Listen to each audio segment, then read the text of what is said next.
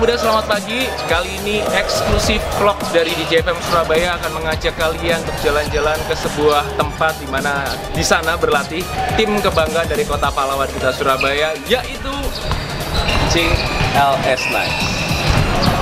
So, pengen lihat seperti apa eksklusif dan serunya, termasuk mereka akan jawab pertanyaan-pertanyaan dari para muda langsung dari pemain yang bersangkutan.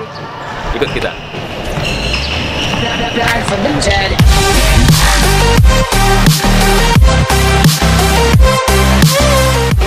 Para muda, selamat datang di Gor Basket CLS di Dharma Husada. Yuk kita masuk karena kita udah mulai latihan.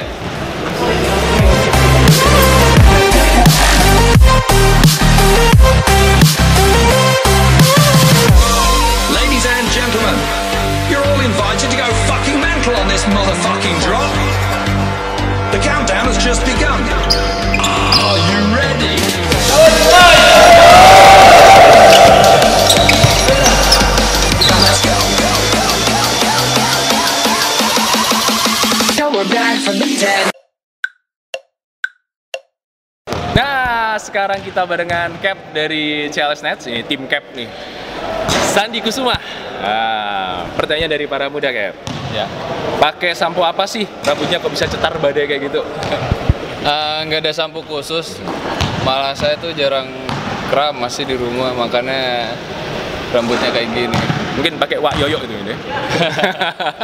Tapi ada treatment khusus nggak supaya kenapa dulu yang rambutnya cuma dikit tuh sekarang bisa belah pinggir segala macam? Karena habis nikah saya mengurangi budget buat potong rambut. Nikah itu mahal para muda.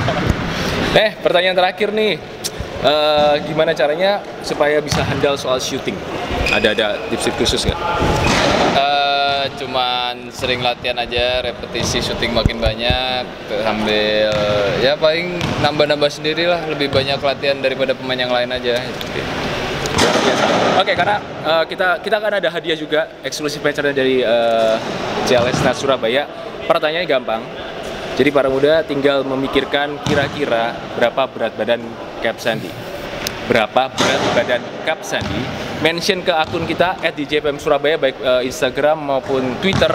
Coba tebak berapa berat badan Cap. Dan nanti akan ada merchandise spesial yang mungkin akan ditandatangani oleh semua squad dari CLS Knights. So, jangan diselewatkan. Berapa berat badan Cap? Kebanggaan buat para muda di JFM, point guard termahal dan terbaik Indonesia ada di samping saya, Mario Wisangro. What's up? Hai, Idol. Fine. Oke, para muda nanya gini, asisnya hebat, rahasianya apa? Boleh sedikit boleh gitu. Ya, kalau asis sih emang saya dari kecil, pertama kali saya main basket, saya nonton Magic Johnson gitu, dan that's one of my idols. So as a point guard, jadi saya, you have to find your teammates, make your teammates better, kasih mereka kesempatan untuk easy basket gitu. So it's no secret, just practice at it, and your vision, you have to know character teammate lo and gerakan mereka, kebiasaan mereka gitu. Okay. And what's your opinion about Kobe Bryant? Kobe Bryant, that's one of my idols as well. You know, I looked up to Kobe dari dulu, so he's an inspiration to everyone, as well as myself. Okay. The last question, tips to be the great, maybe the greatest point guard like you. I think just the practice. You gotta work hard at it, and as a point guard, you have to have a vision of getting your teammates involved, making your teammates better. I think that's a true point guard. You know, you don't have to always score. You know, I can score, but I would rather pass the ball and make it easy for my teammates. So I think that's one of the keys to being a good point guard. Thank you semua. Thank you. Yes. Thank you, sir. Bye. Peace. Orang berikutnya yang kita punya pertanyaan adalah malahnya mana nih? Waduh, tinggi banget. Isman, a.k.a. Bang Toyib. So, pertanyaan dari para muda di JFM yang menanya soal setinggi ini, nomor sepatunya berapa? Terus belinya di mana? Kalau nomor sepatuku kurang US-nya 15. US-nya 49. 49. 9,5. And then belinya di? Mungkin belinya biasanya di Amerika. Oke. Sempet nggak waktu awal karir dulu untuk mencari, kan susah banget ya. Dan orang belum kenal soal siapa itu Isman Toyib. Terus gimana waktu itu cara mendapatkan sepatu? Ya dulu biasa adanya, mungkin ada ini kakinya agak nekuk-nekuk soalnya kita nggak tahu lainnya di mana, kita nyarinya di mana gitu kan.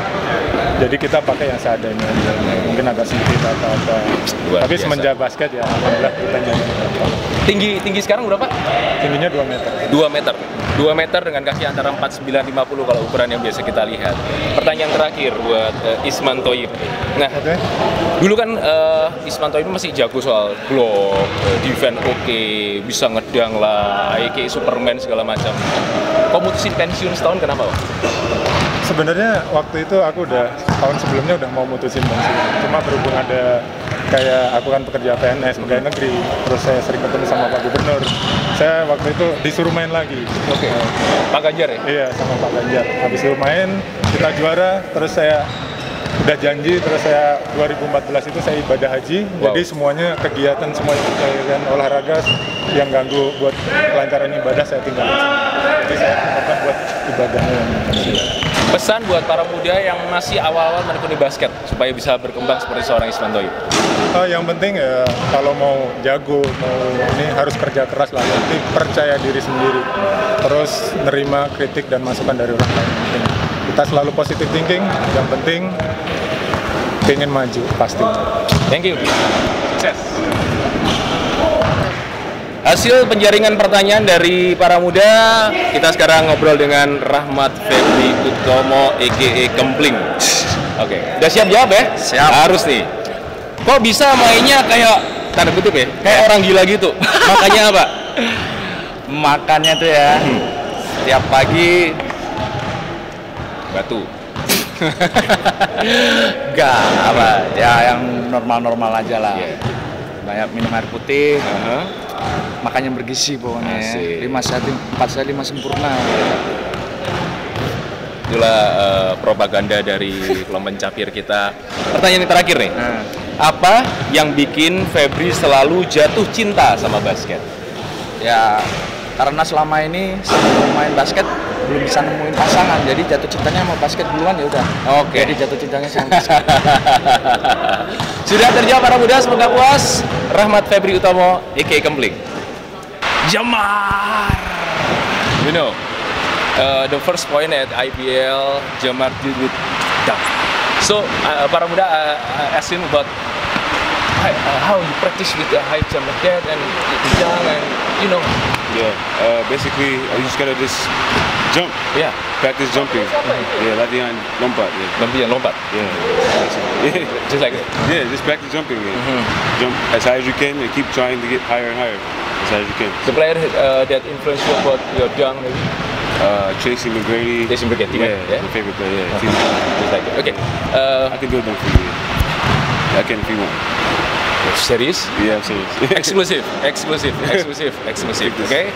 Yeah. Yeah. One dunk from Jamar.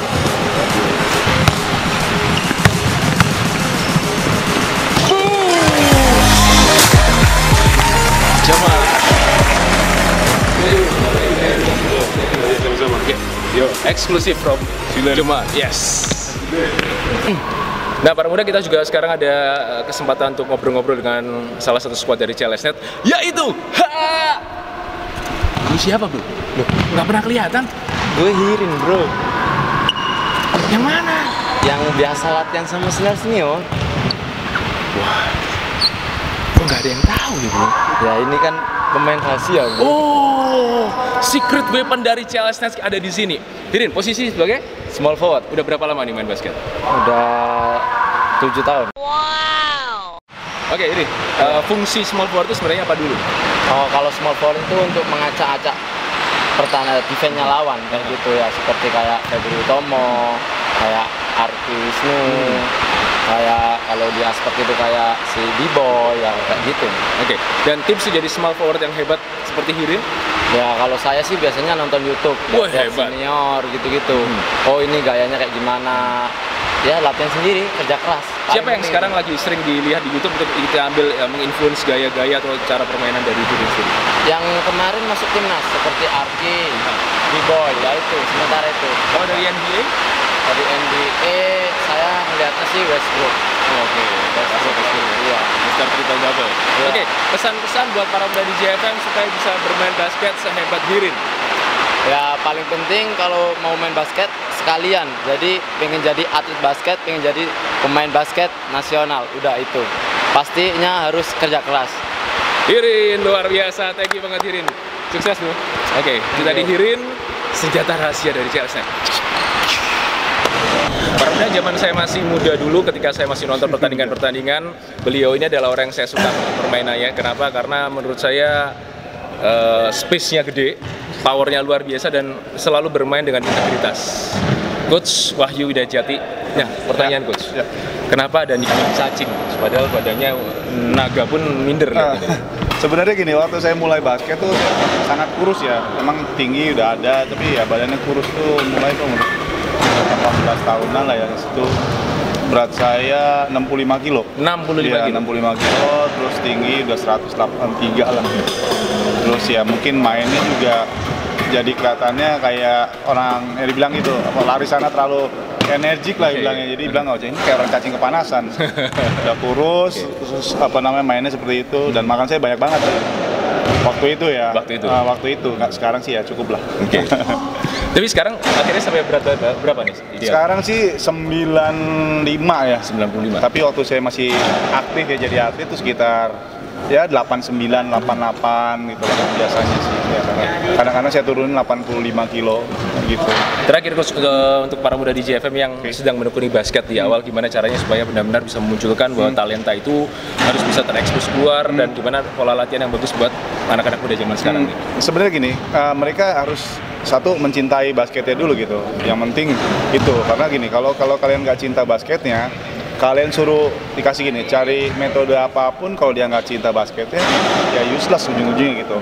Jadi kalau menurut saya cintailah basketnya dulu, kedua belajarlah secara fundamental yang baik gitu. Kalau fundamental yang baik nanti perjalanannya pun akan improvementnya tuh jelas arahnya kemana gitu. Terus terakhir menurut saya harus punya set goal juga. Goalnya mau ngapain nih waktu kita mau latihan. Ada yang mungkin sampai level SMA, oke, mungkin saat ini pertandingan yang di kasta tertinggi SMA, atau mau ikut di 5, atau mungkin nanti dia mau ikut di karir pro, yaitu harus ada set goal dari mereka. Jadi mereka tahu arah goalnya. Dengan arah goalnya pasti mereka kayak push dirinya to the limit. Maksudnya limit mereka untuk mencapai apa sih tujuan dia untuk latihan basket ini. Eksklusif motivasi dari Coach Cacing, semoga berguna buat para muda. Thank you. Oke para muda, meskipun bukan saya yang interview, tapi cukup sekian atas interview bareng CLS ini. Dan jangan lupa komen, like, juga subscribe DJ FM Surabaya di YouTube para muda. Faisal pamit, bye-bye. Mas, woi, waduh, toilet nih, wanita, ya pintu keluar sana, gimana sih? Ayo pulang.